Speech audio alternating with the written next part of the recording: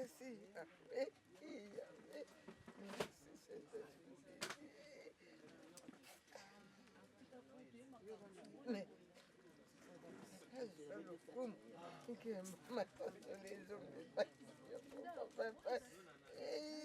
Merci. Oh, Jésus. Jésus. Maman, le bacaille.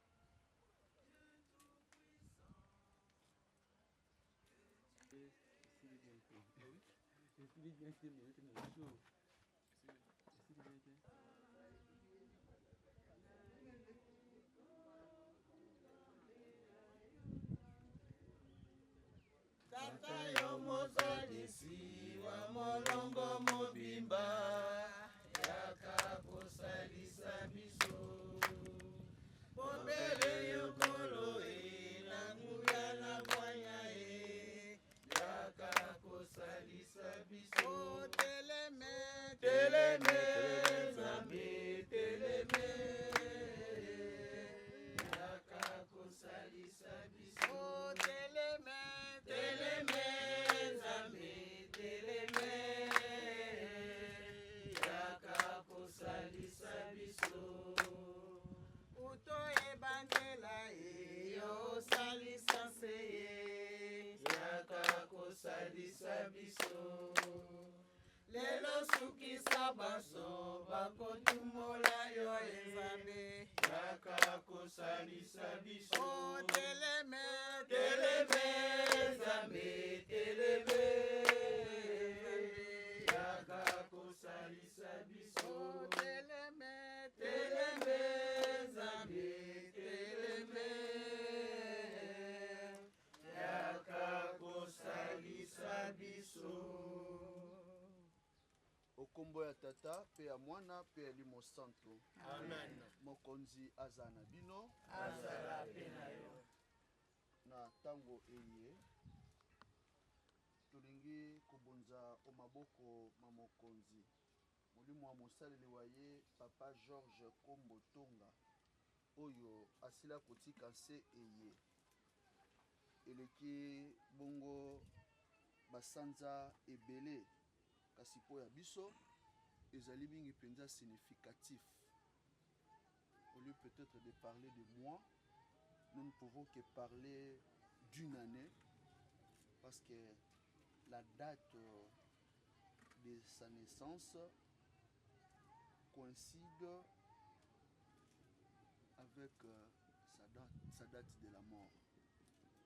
Batako abotamaki le 9 novembre, décembre plutôt, le 6 juin.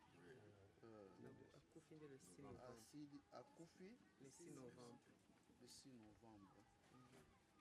Le 6 novembre. Mokonzi oyo akoyokaka losambo ya bayambi ye ayeba kopesa mingi penza bopemi bwa seko na papa wa biso bongo biso ba etotikali tokoba na kati ya losambo pe tango nyonso toyebaka kolakisa bolingo bwa biso ona ye bandeko toboya masumu ma biso po te tobongo kolia na motema molamu limpati ya mokonzi. Mokonzi olimbisa biso Nzambi tosali mabe oyokela biso mawa bongo tobika Nzambe wa bokasi bonso ayokela biso mawa alimbisa masumu mabiso akamba biso bomoi bwa lobiko. Amen. Mokonzi oyokela biso mawa. Mokonzi oyokela biso mawa. Kristo oyokela biso mawa. Kristo oyokela biso mawa. Nzambe tata bokasi bonso mwana wa yo alakisi nguya ya ye ya kobikisa bato awa alongoli mosaleli wa ye papa Georges Kombo mokonzi wa biso odileko biso seko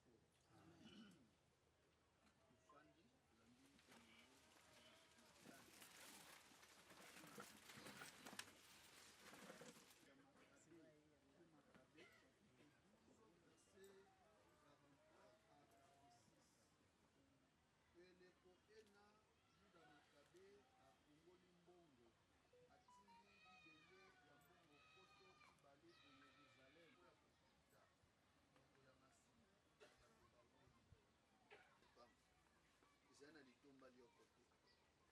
kasi ayebi te bato banso balingi nzambe bakozwa likabo bongo likanisi ya lie Nzambi toyebi mokolo te, toyebi pe malamu.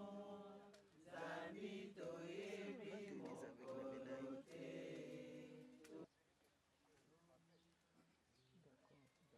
botika koyoka nsomo mitema bondima nzambe bondima mpe ngai aleluya mokonzi aza na bino Azala pe na yo, sango elamu lokola santu yohane akomi lokumu na yo Kristu. oeteni ya zomi na minei molongo mwa yambo kino misato Jean chapitre 14 les 3 premiers versets basotofani olimpatili ya suka yezu alobi na bapostolo baye botika koyoka nsomo mitema bondima nzambe bondima mpe ngai kolopangola tata ndako ezali mingi nasilisi nabongiseli bino esika na kozonga nakoya kokamata bino na ntina lokumu na yo batata bamama bandeko bakristo tobengi yango lopango. Lopango tokoki kositue bandeko baye bafandi awa. En fait, bazaki banda kofanda awa te. Kasi po ya circonstance ya liwa baye kofanda awa. Yango wana pe tango tokoti na kati ya makanisi ya sango elamu. Yezu ayebisi biso olopango la tata wa ngai bisika bizali mingi. Ndako ezali mingi. Maloba maye abimisi yango tango awei aozonge pa ya tata po alobi nakei kobongisela bino esika bino pe bosala nini bozala wana bana banzambe boboto bondeko droite du Dieu le Père Tout-Puissant. Amen. Esika ya kenaki kobongisa esika sika moko na ye, hein? Partager cette intimité, cette communion avec le Père, avec la Sainte Trinité.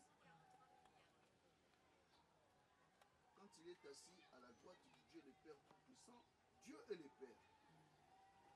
Il est le Fils.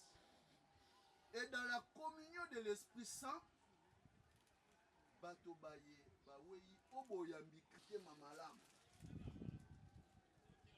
Bazalaki na malamu na bango, bazalaki pe na makolo bate mokonzi otala masumu mabango te. Lecture dans le second livre de Maccabée, par rapport à certains sont morts.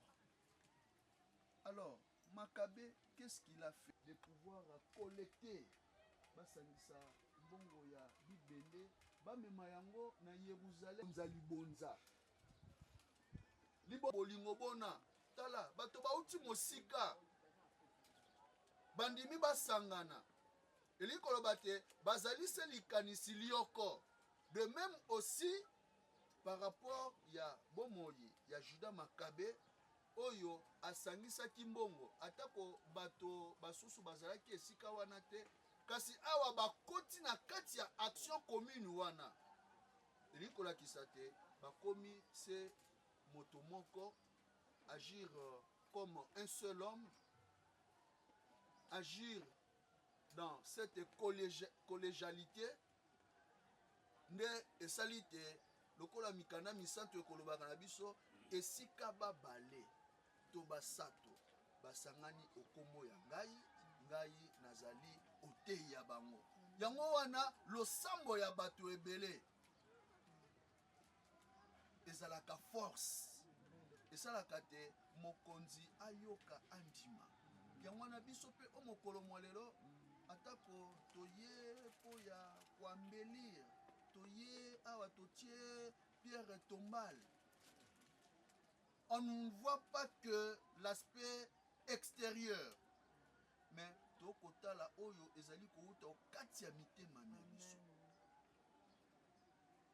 Intention tozali koformule atako tokobongisa oya papa wa biso, kasi mokonzi yo oyo tonisami na ngolo ota masumu mayete yamba ye lolenge oyambaki libonza ya Abel. Yamba ye lolenge oyambaki libonza ya bato bayebanso batiaki boyambi ona yo pe opesaki na bango kimia okati ya motema. Sikawa tozali susu na posa te tokoma kota na kati ya libota nini ekosalema kuna papa akendaki makambo ebelebele. Toyebi ce qui se passe au sein de la famille. Mais ce que nous sollicitons, ce n'est pas seulement le bien de ce monde oyo ekolekana na yango oyo ekotikala toyaki kokuta yango ndenge pe tokotika yango, kasi tokosenga na mokonzi asalisa biso po te tozala na kimia. Nous avons besoin de la paix intérieure, cette paix que Jésus avait donnée à ses apôtres lorsqu'il avait dit: je vous laisse ma paix, je vous donne ma paix. C'est cette paix dont nous avons besoin.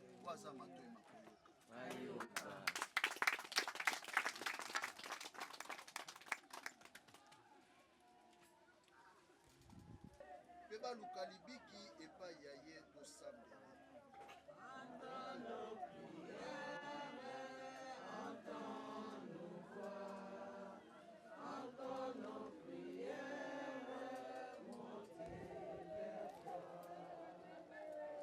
Bayebanso bakopangana na bisiko bya se babongola motema bayebake mokolo moko bakotika biso mpe bakobima miso manzambe tosambela.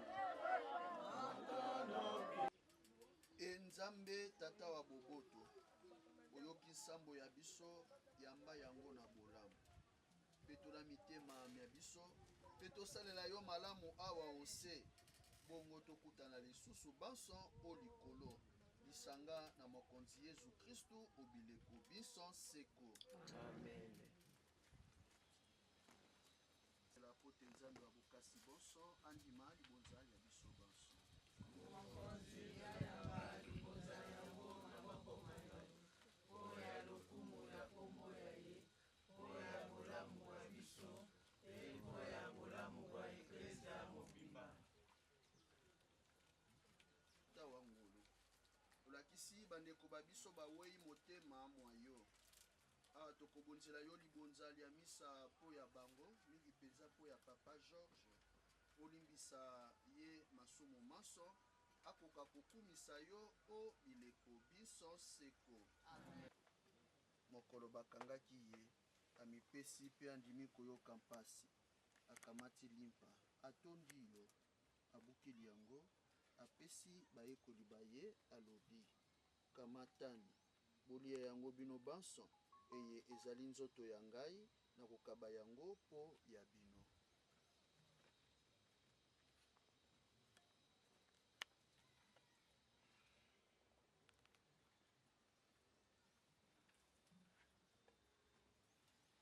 Esilisi bango kolia akamati mpe nkeni atondi yo lisusu apesi bayekoli baye alobi: kamatani bomela yango bino banso eye ezali nkeni ya makila mangai, makila mabondeko bwa sika mpe bwa seko makosopana mpo ya bino mpe mpo ya bato banso na ntina te bozwa bolimbisi bwa masumu bosalaka boye mpo ya kokanisa ngai.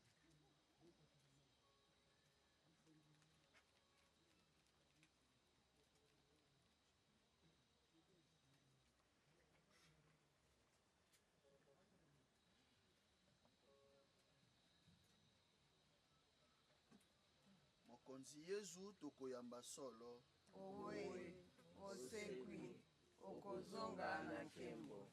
E mokonzi Nzambe tokokanisa liwa mpe sekwa ya mwana wa yo tokobonzela yo bilei bikopesa bomoi bwa lobiko tokotondo yo Zambi obengi biso awa mpo ya kokumisa yo tokobondela yo ekokula biso nzoto na makila ma Kristo elimo santo asangisa biso tokoma se moto moko. mokonzi elimo santo asangisa biso tokoma se moto moko. mokonzi kanisa eklezia ya yo epalangani onse mobimba okolisa bolingo bwa yo mitema mya bana bayo. Kanisa papa wa biso Léon na episkopo wa biso Fridolin lisanga ba episkopo banso na banganga nzambe banso. mokonzi okanisa bango banso. okanisa mpe mosaleli wa yo papa George Mpombo azalaki na biso obalongola onse eye obenga ye epai ya yo na batisi mwawaki liwali ya Yezu bongo asekwa mpe sekwa ya mwana wa yo. okanisa mpe bandeko babiso bawei bazalaki na liki ya kosekwa. okanisa bayebanso batiki nse eye mingi penza ya mabota mabiso oyamba bango omboka yo bamona elongi ya yo. mokonzi okanisa bango banso. elongo na ye mpe onkombo ya ye tokopesa lokumu mpe nkembo na yo tata abokasi bonso ozali na elimo santu nzambe moko obileko biso nseko. Amen. awa elimo santu asangisi biso tokoki kosambela losambo mobikisi alakisi biso. tata wa biso ozali yo likolo bato bakumisa nkombo ya yo bandima bokonzi bwa yo oyo elingi yo basala yango se lokola bakosalaka o likolo. pesa biso lelo bilei ya mokolo na mokolo. limbisa mabe na biso lokola biso tokolimbisaka baninga. salisa biso tondima masengenya te mpe obikisa biso mabe. na yo bokonzi nguya na nkembo obileko biso seko. Amen. Seigneur Jésus, que la paix du Seigneur soit toujours avec vous. Et avec votre esprit. bandeko mpo ya bolingi Kristo botombelana boboto.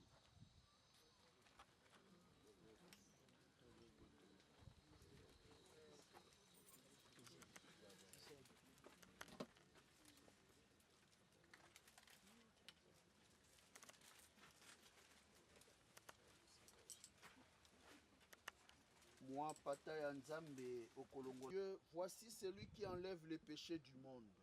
Heureux les invités au repas des noces de l'agneau. Seigneur, je ne suis pas digne de te recevoir, mais dis seulement une parole et je serai guéri.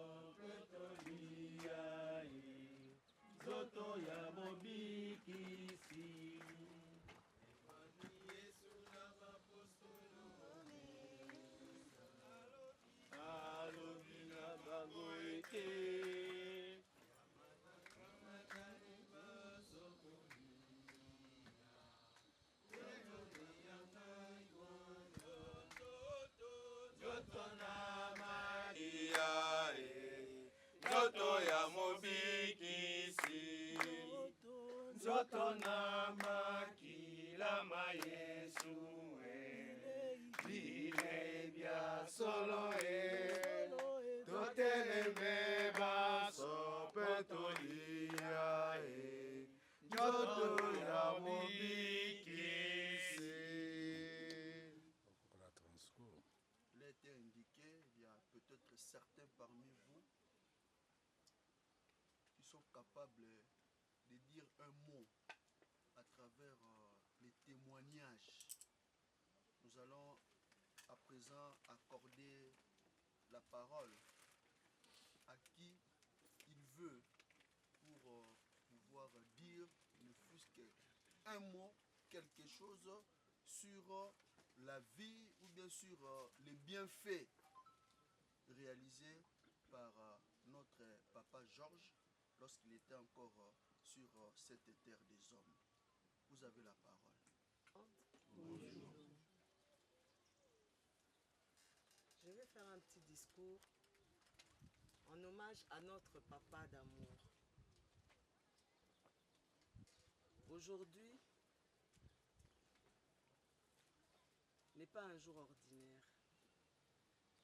Le 6 juin est un jour extraordinaire. C'était son jour, le jour de papa. Aujourd'hui, papa aurait eu 86 ans. C'est le tout premier anniversaire que nous avons passé sans toi.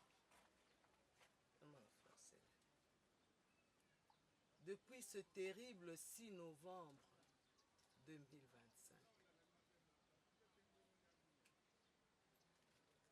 Et bien aimé, je peux vous l'avouer, le vide est immense.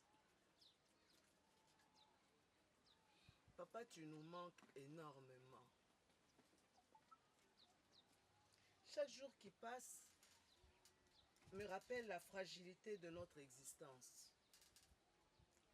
Face à la mort, on comprend tout à fait le sens de ces mots de l'Ecclésiaste qui dit « Vanité des vanités, tout est vanité ». Les courses après le temps s'effacent. Ce qui reste, c'est ce que nous avons dans le cœur aujourd'hui. Trop de souvenirs nous attachent. Ton rire, ta joie de vivre, ta tendresse nous manque, papa. Excusez-moi.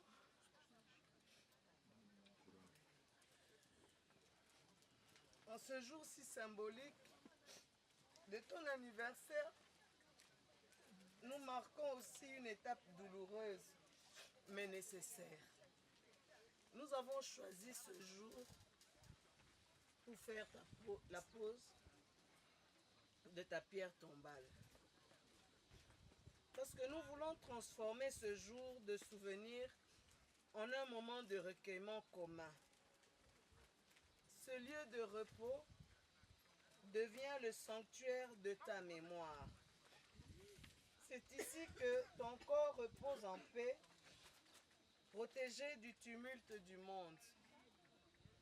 Dorénavant, ton adresse n'est plus sur l'avenue du Congo numéro 42, quartier Punda, à la commune de Ngaliema. Mais tu es ici, sur le quartier Uradinus numéro 63, au Nécropole. Cette pierre est à l'image de ce que tu as été pour nous. C'est-à-dire que tu étais solide, protecteur et pour toujours. Cette pierre est le repère de notre amour. Le lieu où nous viendrons te parler, pleurer, mais aussi chercher ta force. Mais aujourd'hui, au-delà de la douleur qui est nôtre, je ressens une immense fierté. Mon papa d'amour, tu as été un exemple. Face aux épreuves de la vie, tu as porté ta croix avec une dignité remarquable. La parole de Dieu nous dit dans le 2e épître à Timothée, « J'ai combattu le bon combat, j'ai achevé la course, j'ai gardé la foi. Désormais, la couronne de justice m'est réservée. » Dans 2 Timothée 4, versets 7 à 8. Ces mots, papa, sont les tiens. Parce que tu as combattu le bon combat. Tu n'as jamais baissé les bras. Tu es et tu resteras notre vaillant guerrier. Ta course sur cette terre est terminée. Près de cette pierre et spirituellement dans les cieux où tu es, je sais que ton âme est apaisée auprès du Seigneur. Je sais que là, désormais, la douleur n'existe plus. Mon papa d'amour reçoit nos pensées, nos prières et nos larmes. Bon anniversaire auprès des anges. Que cette terre te soit légère.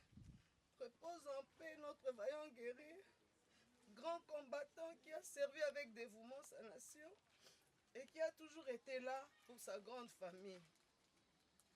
Repose-toi, mon papa d'amour. Tu mérites la paix éternelle. Parce que j'ai la ferme assurance que nous nous révérons auprès de notre Seigneur. Nous t'aimons pour toujours. Amen.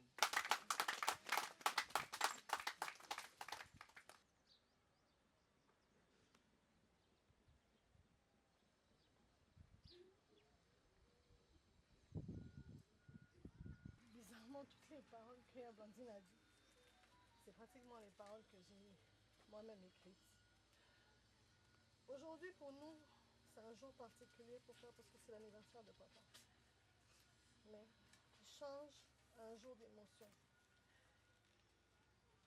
Parce qu'on a décidé de poser la pierre tombale de notre papa. Jamais de ma vie, j'aurais pu imaginer me tenir comme ça devant les gens parce que c'est vrai, je parle beaucoup et tout ça. Mais pouvoir parler comme ça de papa, j'aurais préféré le lui dire moi-même en face. Pourquoi? Parce que c'était son anniversaire, moi. Je trouvais toujours des raisons.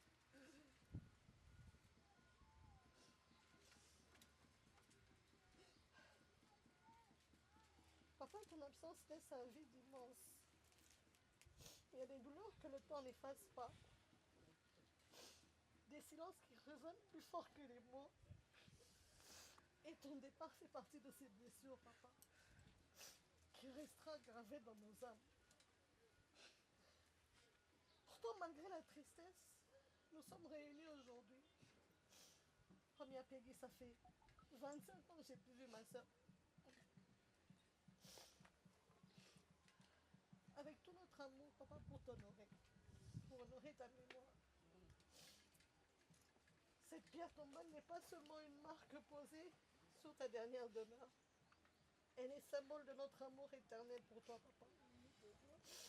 De notre reconnaissance pour tout ce que tu as donné, pour les valeurs que tu nous as transmises, pour les sacrifices que tu as consentis afin que nous puissions avancer dans la vie.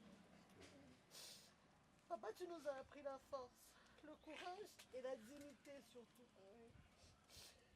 Tu nous as montré ce que signifie l'amour de sa famille et de prendre soin des siens. Aujourd'hui encore même absent physiquement, papa, tu continues à vivre à travers chacun de nous, dans nos souvenirs, dans nos gestes, dans tout ce que tu nous as laissé.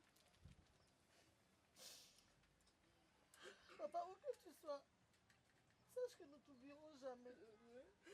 Ton nom restera gravé sur cette pierre, mais surtout dans nos cœurs pour l'éternité. Nous continuerons à parler de toi, à t'honorer, honorer ta mémoire et faire vivre l'héritage que tu nous as laissé. Joyeux anniversaire, mon papa d'amour. Que ton âme repose en paix. Et que Dieu t'accueille dans sa lumière éternelle. Tu nous manques aujourd'hui, tu nous manqueras demain, tu nous manqueras toute notre vie. Mais notre amour pour toi, papa, ne mourra jamais.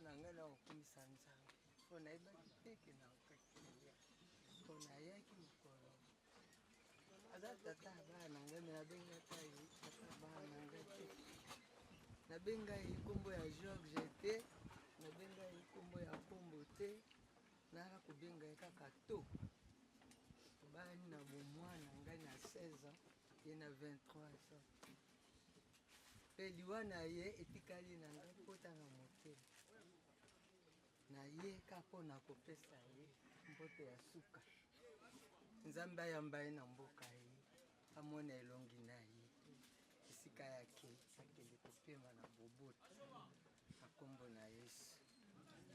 Amen.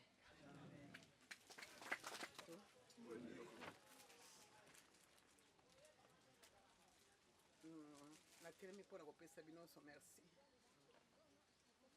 Natelemi mpona kopesa mingi bana nanga merci. Merci mingi. Yaya okei. Me okei te po bano baza.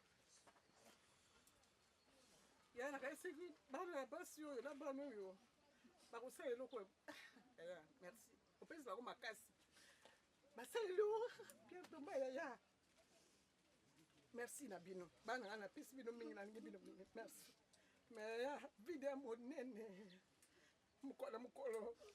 Tozokanisa mukolo. Abolingo na ozaki nango. Ozaki ensemble. Ya tosengo pesa kimia. Tala mama lila ekotala yo. Alobaki kakoyaka kisu kinshasa na kangi motema ta ekotala yo. Pesa ye makasi. Yaya. Yaya. Bala bazala kimia te yaya. Pesa kimia. Yaya. Okome intercesseur kunesi moke. Okome intercesseur yaya. Ozaki musali munene Nzambe. Nzambe akanisela ata na bolamu moko osalaki. Ata na mobola moko okundaki akanisela yo. Pe apesa kimia vraiment na kati na libota mobimba yaya. Yaya kende na boboto. Yaya ozosaka bisa koleka. Mukola sokalisa mukola. Nasi eloko bela kanisa, nasi eloko bela kanisa. Mon grand frère chéri. Après maman boboto yaya. Mais Benil bano yo. Samela bona papa yaya. Bakende liboso. Esika kokangama ezaki bakangama na mesi munene otoko kosalela yaya. Talika munene toko salela wanga Nzambe. Ayiko bonza libonza na muko anniversaire na yo. Bongo libonza lelo ke de pamba te. Ezala penza solo pumbe para bokozi ya yamba yango. Na komba Yesu Kristo. Amen. Amen.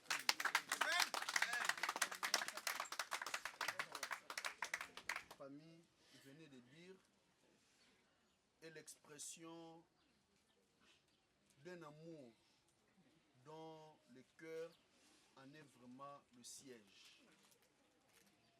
Alors, vous avez maintenant au sein de la famille un devoir de mémoire. À chaque fois, vous devriez penser à votre père, Papa Georges, qui nous a quittés. Et nous, en tant que chrétiens, nous pensons à nos défunts à travers nos différentes prières, à travers nos différentes intentions. Okozalo fandi, nasambela po ya Papa Georges. Ezalaka elembo enene. Eloko ya moke, mais omiso manzambe eza eloko ya monene. Tokanisaka ye, bongo esika azali, kola bosengi, azala penza molobeli wa bino, votre intercesseur auprès de Dieu. À présent, nous allons nous préparer pour commencer la célébration de bénédiction de la pierre tombale. Nous commençons ici. Après un certain moment, auteur de vie et vainqueur de la mort, soit toujours avec vous. Frères et sœurs, la piété chrétienne nous a fait nous rassembler pour bénir cette pierre tombale, ces cimetières où reposeront les corps de nos frères et sœurs jusqu'à ce que brillent les jours glorieux du Seigneur. Nous avons préparé pour notre cher papa, Papa Georges, ces lieux de repos. Lèvons les yeux vers la cité du ciel, regardons vers le Christ, mort et ressuscité pour nous. Il nous a demandé de l'attendre comme des veilleurs, qu'il nous reçoive avec bonté au jour de la résurrection.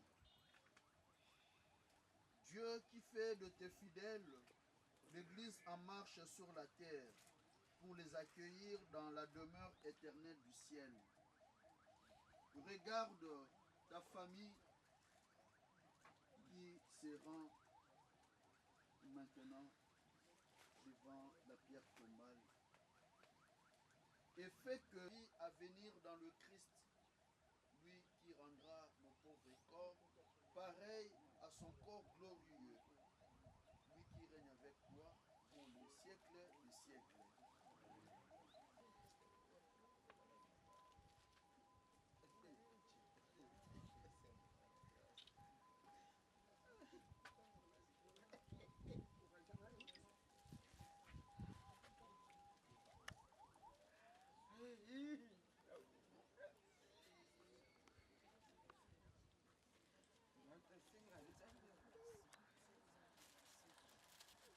mama nanga lobaka na ngai elobi kovela mama na tata me mwana na mobali te jésus christ de nazarete o papa ye mama na nga lobaka na nga libala sekele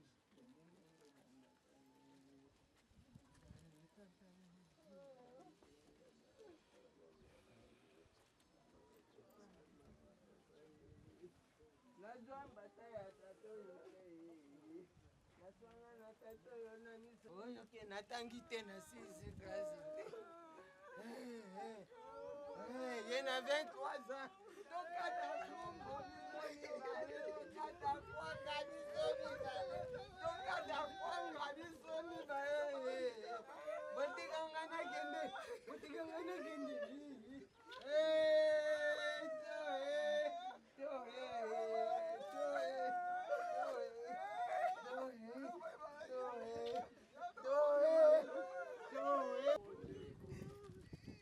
tokobana milolo bongo nsima tokozwa ngonga ya koyeba kolakisa expression ya biso ya bolingo mpona papa wa biso Kombotonga Georges.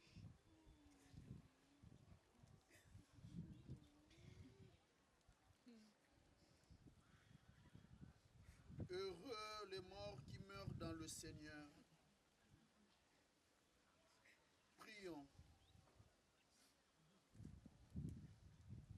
Dieu de qui vient tout réconfort, tu as établi dans ta justice que nos corps mortels formés de la terre retourneraient à la terre.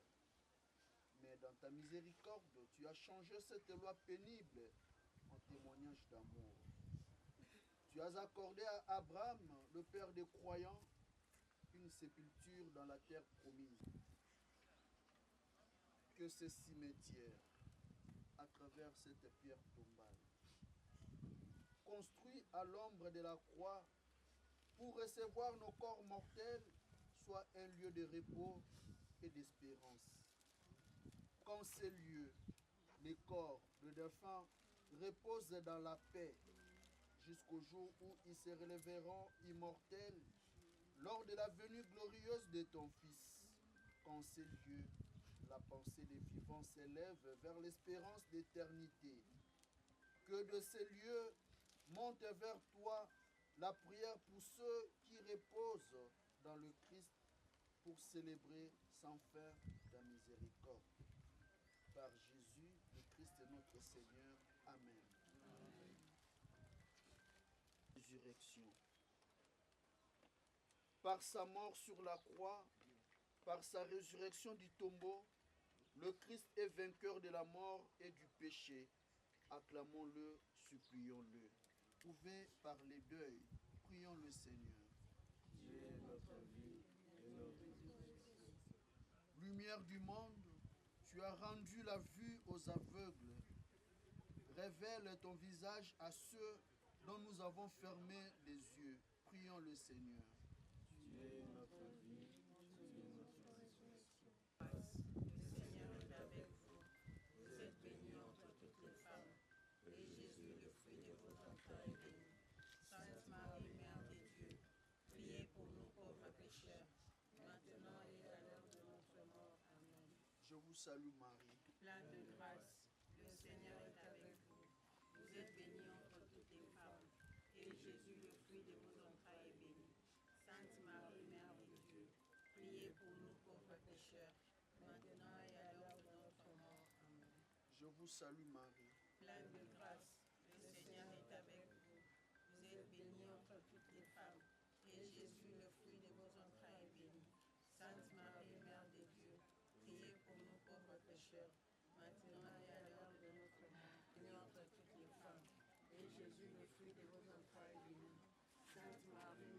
Jésus, priez pour nous pauvres pécheurs, maintenant et à l'heure de notre mort. Je vous salue Marie, Pleine de grâce, le Seigneur est avec vous. Vous êtes bénie entre toutes les femmes, et Jésus, le fruit de vos entrailles, est béni. Sainte Marie, Mère de Dieu, priez pour nous pauvres pécheurs, maintenant et à l'heure de notre mort. Amen. je vous salue. Grâce, le Seigneur est avec vous. Vous êtes bénie entre toutes les femmes, et Jésus, le fruit de vos entrailles, est béni. Sainte Marie, Mère de Dieu, priez pour nous pauvres pécheurs, maintenant et à l'heure de notre mort. Amen. Je vous salue Marie. Pleine de grâce, le Seigneur est avec vous. Vous êtes bénie entre toutes les femmes, et Jésus, le fruit de vos entrailles, est béni. Dieu au Père, au Fils et au Saint-Esprit. Dieu qui était, qui vient pour le siècle des siècles.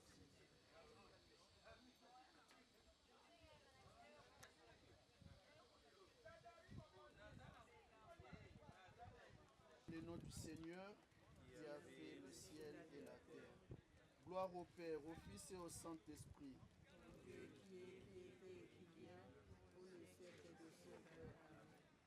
Le Seigneur soit avec vous. Et avec votre esprit, Que Dieu vous bénisse, le Père de qui vient tout réconfort, lui qui a créé l'homme pour qu'il vive et qu'il ait la vie en plénitude. Amen.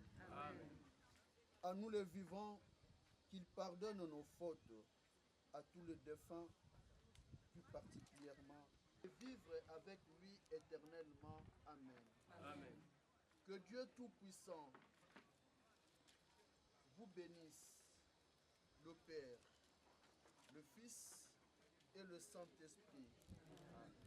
Allez dans la paix du Christ.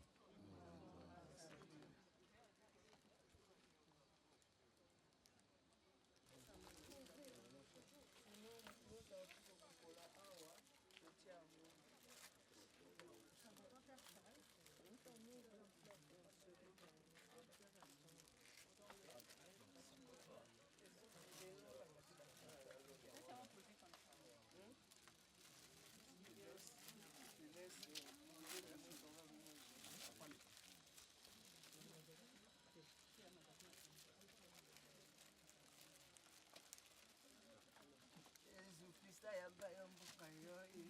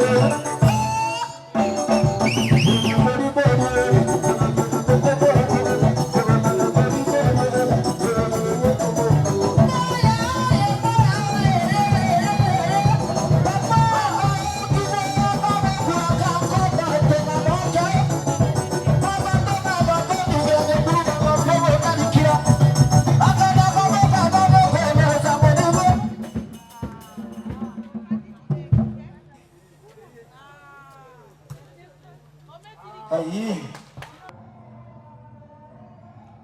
petite anecdote avec papa. Voilà, il n'aimait jamais qu'on marche sur ses pelouses. Donc moi, en étant grande, même quand je vais en Belgique, en fait, même quand je vais dans les parcs, j'ai du mal à marcher sur les pelouses parce que quand il t'attrapait en train de marcher sur ces pelouses, il était en haut, on courait vite, on regardait. S'il n'était pas là, on courait vite, on marchait sur les pelouses. Mais quand il t'attrapait en train de marcher sur ces pelouses, tu devais ramasser toutes les feuilles de la maison si t'es par terre ou sinon t'allais classer sur le dos. Et c'est ça. Donc papa, quand je vois les pelouses et tout ça dans les parcs, mon mari me dit ton père n'est pas là. Moi je dis oui mais c'est par principe. Je ne sais pas marcher sur les pelouses. Voilà. Un petit tronçon papa. Moi et papa, je me rappelle quand j'étais petite, je venais toujours terminer les plats de papa. Et il me gardait toujours la tête du poisson. Et là, il décortiquait, il sortait le cerveau du poisson et puis il me donnait. Il me disait, toi tu dois être intelligente, toi tu dois être intelligente. Et à chaque fois que je mange le poisson, moi je vise que la tête. Et j'ai eu à faire ça avec tous mes enfants. Et une fois on a été signer le bulletin avec papa, je me rappelle, j'avais pas bien travaillé, j'avais eu 9%. Il m'a regardé, avec tout ce que je te donne, comme tête de poisson, tu es toujours bête. Et aujourd'hui, la femme que je suis devenue, c'est grâce au poisson. Et c'est vrai qu'avec le poisson, ce que Farah dit, il nous disait qu'il avait une caméra dans sa bouche et tout ça pour avoir les appâts. Quand il mangeait le poisson, les arêtes sortaient comme ça. On se disait, mais ce type, il est incroyable. Il disait non, il avait une caméra dans sa bouche et qui détectait toutes les arêtes des poissons. C'était juste, on dit, s'il fallait changer de papa, moi je ne changerais pas mon père. Rien au monde. C'était la plus têtue de tous, c'est moi, je suppose.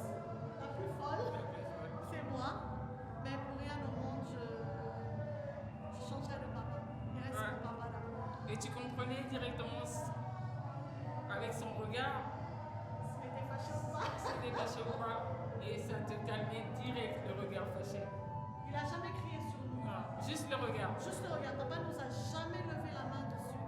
Il nous a jamais crié dessus. Il avait qu'à te regarder et tu étais tétanisé. Toi-même, tu te disais, mais qu'est-ce que j'ai fait? Tu avais peur. Ouais.